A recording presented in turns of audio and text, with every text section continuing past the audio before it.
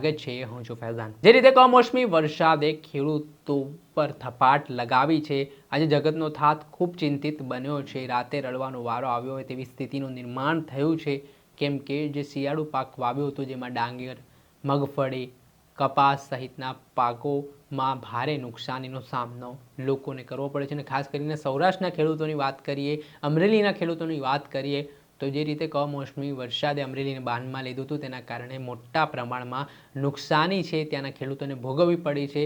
ને આના જ પગલે ખેડૂતો ખૂબ નારાજ ચાલી રહ્યા છે અને હવે જે ડિજિટલ સર્વે કરવામાં આવશે તે પ્રકારની વાતનો પણ વિરોધ નોંધાવી રહ્યા છે અને જલ્દીમાં જલ્દી સહાય ચૂકવવામાં આવે તેવી માંગ પણ કરવામાં આવી રહી છે।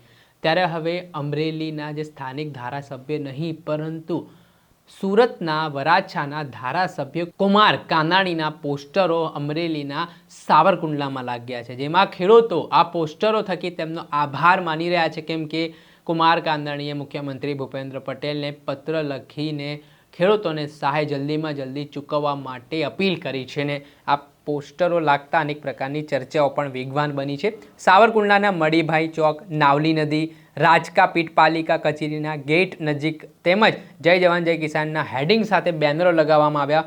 કમોસમી માવઠા ખેડૂતોની વેદના વાચા